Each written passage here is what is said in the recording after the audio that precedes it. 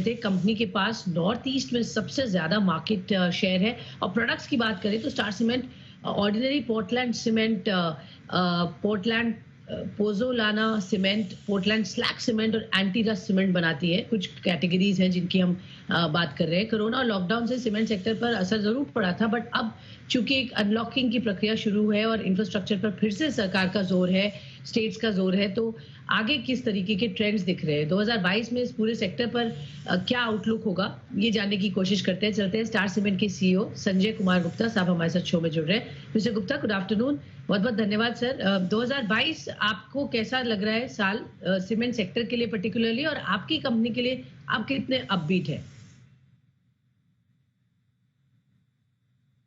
ऐसे 2022 from growth perspective पूरी industry के लिए अच्छा ही लग रहा है। ऑल्दो जो कैलेंडर ईयर 2021 का जहाँ तक सवाल है, डेफिनेटली अभी लास्ट एक आध क्वार्टर में हम लोगों ने थोड़ा सा डिमांड में स्लगिशनेस दिखा है, बट वो लार्जली मेरे हिसाब से वो मानसून फेज के कारण है। बट जैसे ही मानसून अभी खत्म हो रहा है, नवंबर महीने में हमने सीमेंट की डिमांड में काफी गिरावट देखी थी, बट दिसंबर में वापस वो डिमांड वापस आती हुई दिख रही है। तो मुझे लगता है कि आने वाले साल में स्पेशली कैलेंडर ईयर FY22 में डिमांड अच्छी ही रहेगी और ओवरऑल सीमेंट सेक्टर जो नॉर्मल एक ट्रेंड रहा है 6 से 7% के ओवरऑल एनुअल ग्रोथ का, वो मेंटेन कर पाएंगे। की एनुअल ग्रोथ का जो एक आउटलुक है वो मेंटेन होगा जैसा आप बता रहे हैं, और साल अच्छा जाने की उम्मीद है। सर, कंसर्न्स के बारे में बात थोड़ी देर में करेंगे, बट आप प्राइस हाइक्स थोड़ा सा हमें बताइए। इस वक्त आपने कहा डिमांड थोड़ी स्लगिश हुई, अब वापस उम्मीद लग रही है कि डिमांड बेहतर हो जाएगी, तो क्या कोई प्राइस हाइक्स हाल फिलहाल में हुए हैं या आगे प्राइस हाइक होने की उम्मीद है, क्योंकि डिमांड स्ट्रॉन्ग दिख रही है आप कह रहे हैं? नहीं, अभी तो कोई प्राइस हाइक हुई नहीं है रिसेंट में। आई थिंक अक्टूबर और नवंबर में एक्चुअली अगर आप देखें तो prices have actually dropped by 7 to 8%। अलग अलग रीजन में, किसी किसी रीजन में तो प्राइसेस 10% के आसपास भी गिरे हैं। और otherwise we have to look at it कि अब हम लोग यहाँ से ऑनवर्ड, दिसंबर ऑनवर्ड जो थोड़ा वॉल्यूम ग्रोथ अभी बेटर दिख रहा है, इसके बाद डेफिनेटली प्राइसेस बढ़ेंगे यहाँ से। मुझे लगता है जनवरी, फरवरी, मार्च और अप्रैल, ये जो मई जो सीजन है, जो क्वार्टर जिसको हम क्वार्टर 4 एंड क्वार्टर 1 कहते हैं, उसमें डेफिनेटली हम लोग को प्राइसेस यहाँ से बेटर दिखेंगे। दो अकाउंट हैं, एक तो डेफिनेटली जो प्राइसेस गिरे हैं वो रिकवर होने हैं, एंड जो कॉस्ट प्रेशर पूरी सीमेंट इंडस्ट्री फेस कर रही है उसको भी पास ऑन करना पड़ेगा to entire cement industry. So we really are looking forward to price increases in coming quarters. Okay sir, थोड़ा सा अंदाजा देंगे timelines of the price hikes और कितना क्वांटम होगा, कब तक होगा? देखिए, ये अभी कहना जरा मुश्किल है कि टाइमलाइन क्या होगी। ये सब कुछ डिपेंड करता है डिमांड कैसी शेप अप करती है आने वाले क्वार्टर 4 एंड क्वार्टर 1 में। हमारी उम्मीद है कि जनवरी के सेकेंड हाफ से डेफिनेटली कुछ प्राइस इंक्रीजेस और फर्मनेस थोड़ी देखने को मिलेगी, और मार्च तक डेफिनेटली हमारी उम्मीद है कि जो प्राइस गिरे हैं वो रिकूप हो जाने के चांसेस हैं। End of this financial year आप कह रहे हैं वो वापस रिकूप हो जाएंगे प्राइसेस जो गिरे थे। क्विकली सर, आपसे लास्ट टाइम जब हम बात कर रहे थे आपने कहा था ये साल के अंत तक आप 3 मिलियन टन सीमेंट बेचेंगे। क्या वो नंबर आप अचीव कर पा रहे हैं? थोड़ा सा हमें अपडेट दीजिए सर।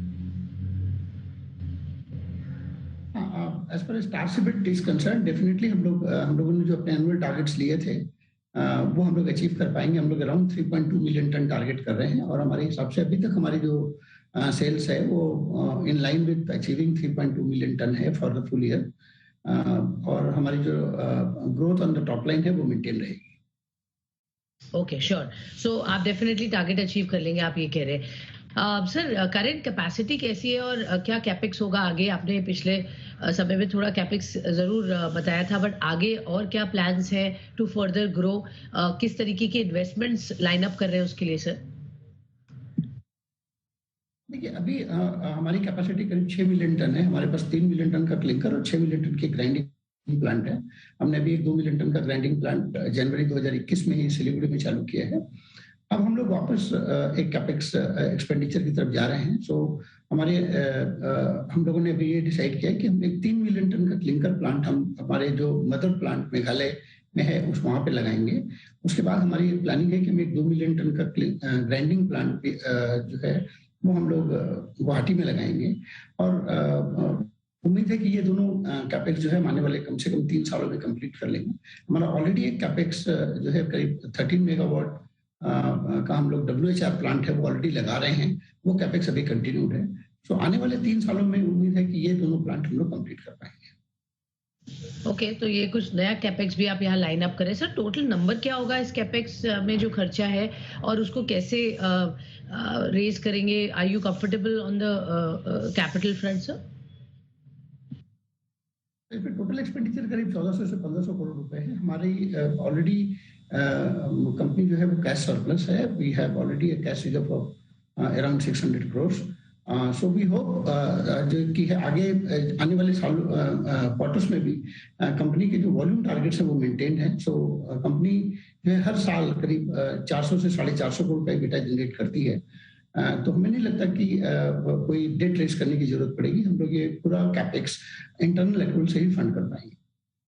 ओके, पूरा कैपेक्स इंटरनल अक्रूवल से ही फंड हो जाएगा, कंफर्टेबल है जहां तक कैपिटल की पोजीशन है। सर आपसे ये जानना चाहेंगे जिस तरह से परफॉर्मेंस आ रही है, डिमांड आ रही है, कहीं कुछ स्लगिशनेस है किसी रीजन में या अक्रॉस द कंट्री एक ही सा ट्रेंड देखने को मिल रहा है? स्पेशली नॉर्थ ईस्ट की अगर बात करें, वहां आपकी प्रेजेंस स्ट्रांग है, क्या आउटलुक लग रहा है इन टर्म्स ऑफ डिमांड और कंसर्न्स क्या हो सकते हैं? मानसी ने कुछ दिक्कतें बताई जो प्रॉब्ली सामने आए, for example raw material cost, realisations, इन पर आपका क्या व्यू है सर? देखिए स्लगिशनेस तो अक्रॉस बोर्ड ही है, सारे रीजन्स में स्लगिशनेस है, बट कुछ ज्यादा स्लगिशनेस आपको ईस्ट में देखने को हम लोग को देखने को मिल रही है। नॉर्थ ईस्ट में जो डिमांड की डिग्रोथ है वो इज रिप्लिकेटिंग ईस्ट की जो ग्रोथ है उसके डिमांड डिग्रोथ के हिसाब से है। अदर रीजन्स में भी डिमांड की थोड़ी degrowth in the month of November जरूर आई है, बट दिसंबर अभी तक अच्छा गया है। एंड हम उम्मीद करते हैं कि दिसंबर जो लास्ट ईयर दिसंबर है करस्पॉन्डिंग मंथ लास्ट ईयर उसके बराबर ही जाएगा। सो ओवरऑल जो डिमांड का जो आउटलुक है वो जनवरी ऑनवर्ड थोड़ा बेटर दिखता है ऑल अक्रॉस सारे रीजन्स में। और जहां तक सवाल कंसर्न्स का है, डेफिनेटली इंडस्ट्री एक काफी कॉस्ट प्रेशर से जूझ रही है। आज के अगर आप देखें तो कोल के प्राइसेस हैज ऑलमोस्ट डबल से भी ज्यादा बढ़ चुके हैं। सो कोल के जो प्राइसेस है, इंटरनेशनल कोल एंड पेटकोक के प्राइसेस भी बढ़े हैं। सो इसका impact state of A company जो क्लिंकर बनाती है उसके फ्यूल के हिसाब से यूज करते हैं हम लोग, और पावर जनरेट करने में कोयला यूज होता है। सो इन दोनों कॉस्टों में एक बहुत बड़ा कम से कम मेरे हिसाब से 30 से 40 रुपए पर बैग का इम्पैक्ट है सारी इंडस्ट्रियों के ऊपर। सो और डेफिनेटली फ्यूल प्राइस इंक्रीजेस, जो डीजल और पेट्रोल के दाम बढ़े हैं उसका भी टोटल ट्रांसपोर्ट कॉस्ट पे काफी इम्पैक्ट है, क्योंकि ट्रांसपोर्ट करीब 25 से 30% ऑफ टोटल जो हमारा टॉप लाइन होती है उसके करीब 25 से 30% अकाउंट फॉर ट्रांसपोर्ट। सो इन दोनों कारणों से डेफिनेटली कॉस्ट प्रेशर बहुत ज्यादा है, और इंडस्ट्री को विथ डिमांड डेफिनेटली कॉस्ट को पास ऑन करना पड़ेगा in order to at least maintain the margins. Okay, pass on करना यहाँ बेहद जरूरी है अगर मार्जिन मेंटेन करने हैं। कॉस्ट प्रेशर्स डेफिनेटली यहाँ बढ़ गए हैं, इनपुट कॉस्ट प्रेशर्स की जो आपने बात की सर। वेरी क्विकली, हम हर बार जब आपसे बात करते हैं जानना चाहते हैं कि आप ऑफ कोर्स बहुत बड़े डोमिनेंट प्लेयर हैं नॉर्थ ईस्ट रीजन में, ईस्टर्न रीजन में, आपके कुछ प्लान्स हैं सर स्लोली दूसरे मार्केट्स में भी ग्रो करने के? अगर हाँ तो कितनी स्ट्रांगली आप उन मार्केट्स में एंटर करेंगे, बाय व्हेन, और प्रेजेंस बढ़ाना की कोशिश करेंगे एज वीज़ जो ऑलरेडी आप अपनी या आप कंसोलिडेशन और फोकस अपने नॉर्थ ईस्ट रीजन जहां आप ऑलरेडी बहुत स्ट्रांग है वही करेंगे? देखिए हमारी एज ए कंपनी पॉलिसी हमारा पूरा फोकस ईस्ट पे है, और हमने अपने आप को अभी तक यही देखा है कि आने वाले 5 साल में हम अपनी कैपेसिटी ईस्ट में हमारी प्लानिंग जरूर है कि हम लोग करीब 12 से 15 मिलियन टन की कैपेसिटी ईस्ट में क्रिएट करेंगे। ये जो मैंने आपको ये बताया कि आने वाले 3 सालों में जो 3 मिलियन टन क्लिंकर और 2 मिलियन टन ग्राइंडिंग हम मेघालय और गुवाहाटी में लगा रहे हैं, उसके बाद हमारी डेफिनेटली प्लानिंग है कि हम लोग करीब 1-2 मिलियन टन का प्लांट बिहार में, 1-2 मिलियन टन दुर्गापुर में लगाएंगे। तो take our total grinding capacity to around 12 million ton. और हम लोग ये भी देख रहे हैं कि कोई अगर हम लोग क्लिंकर कैपेसिटी भी प्लान कर रहे हैं छत्तीसगढ़ या मध्य प्रदेश में टू फीड दिस ये दोनों यूनिटों को। सो आने वाले 5 साल में कंपनी का जो फ्यूचर प्लान्स जो कंपनी ने बना रखे हैं वो करीब 12 से 15 बिलियन टन की कैपेसिटी ईस्ट में क्रिएट करने का प्लान है।